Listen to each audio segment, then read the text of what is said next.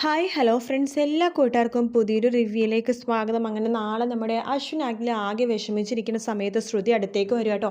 അശ്വിനോട് സംസാരിക്കാൻ കേട്ടോ. അപ്പോഴാണെങ്കിൽ അശ്വിൻ മൈൻഡ് ചെയ്യുന്ന പോലില്ല. ശ്രുതി വിചാരിക്കും ഇത്രയും നേരം തന്നോട് വളരെ ഭയങ്കര സ്നേഹത്തോടും അതുപോലെ തന്നെ സന്തോഷത്തോടും സംസാരിച്ചിട്ട് അശ്വിൻ എന്താ പെട്ടെന്ന് ഇങ്ങനെ സംഭവിച്ചതെന്ന് ശ്രുതി വിചാരിക്കും. അതിനുശേഷം വീണ്ടും ശ്രുതി സംസാരിക്കാൻ പോകുന്നുണ്ട്. അശ്വിൻ മൈൻഡ് ചെയ്യുന്നില്ല കേട്ടോ.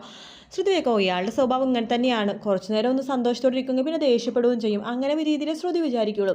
അതിനുശേഷം അശ്വിൻ തീരുമാനം എടുക്കുകയാണെങ്കിൽ രാത്രി ആകുമ്പോഴേക്കും എന്തൊക്കെ വന്നാലും മഞ്ജുരടുത്ത് സത്യങ്ങളൊക്കെ പറയണമെന്ന് വിചാരിക്കും. പക്ഷെ അത് പറയാനൊന്നും പറ്റത്തില്ല.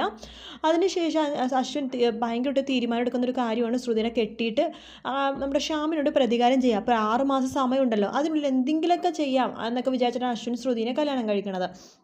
അതിന് ശേഷമാണെങ്കിൽ ശ്രുതിക്ക് അനുഭവിക്കേണ്ടി വരുന്നതൊക്കെ ഭയങ്കരമായിട്ടുള്ള ബുദ്ധിമുട്ടും വിഷമമുള്ള കാര്യങ്ങളാണ്. പക്ഷേ ശ്രുതി ഒരിക്കൽ പോലും അശ്വിനോട് ദേഷ്യപ്പെടുകയോ അല്ലെങ്കിൽ തിരിച്ചു പറയുകയോ ഒന്നും ചെയ്യില്ല. കാരണം വെച്ചാൽ ഇപ്പം കാണുന്ന ശ്രുതി ആയിരിക്കില്ല കേട്ടോ. കല്യാണം കഴിയുമ്പോൾ ശ്രുതി ഭയങ്കരമായിട്ട് ഒതുങ്ങിപ്പോകും.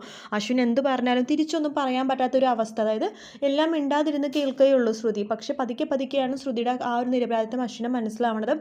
ശേഷം ശ്യാമിന് ഒരു അവസരവും കൂടി കൊടുക്കുന്നുണ്ട്. അതായത് എങ്ങനെയെങ്കിലുമൊക്കെ ജീവിച്ച് പോകണമെങ്കിൽ പോട്ടെ, തൻ്റെ ചേച്ചിനെ മാത്രം സ്നേഹിച്ച് ഒരു കുഞ്ഞും ആവാൻ പോയല്ലോ, അപ്പോൾ ആ കുഞ്ഞിനെ സ്നേഹിച്ച് ജീവിക്കാൻ പറ്റുമെങ്കിൽ ജീവിക്കട്ടെ. അശ്വിൻ വിചാരിക്കും ആ ചേച്ചിയുടെ വയറ്റിൽ കിടക്കുന്ന ആ കുഞ്ഞിനെ വേണ്ടി മാത്രമാണ് അശ്വിൻ ശ്യാമിനോട് ക്ഷമിക്കണത്.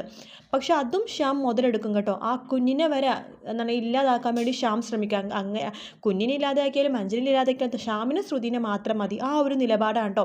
അതെല്ലാവരും കണ്ടുപിടിക്കുകയും ചെയ്യും. എല്ലാത്തിനും പിന്നിൽ ശ്യാമാണെന്നൊക്കെ കണ്ടുപിടിക്കുക. അതൊക്കെ കുറേ നാൾ കഴിഞ്ഞിട്ടാണ്. ശ്രുതിയും അശ്വിനൊക്കെ ഒന്നായി കഴിഞ്ഞിട്ടൊക്കെയാണ്.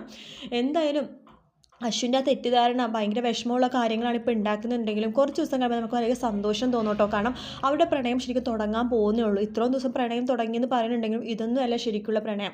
ഒരു കുറച്ച് ദിവസം കൊണ്ട് കഴിയുമ്പോഴേക്കും ഒരു പരസ്പരം മനസ്സിലാക്കുന്ന, ആത്മാർത്ഥമായിട്ട് മനസ്സിലാക്കുന്ന സീനുകളുണ്ട്. അപ്പോഴാണ് ശരിക്കും നമുക്ക് ആ ഒരു ഇത് മനസ്സിലാവുന്നത്. എന്തായാലും കാത്തിരുന്ന് കാണാം. വീഡിയോ ഇഷ്ടപ്പെട്ടെങ്കിൽ ലൈക്ക് ചെയ്യുക, സബ്സ്ക്രൈബ് ചെയ്യുക. നാളെ കാണാം. Bye bye.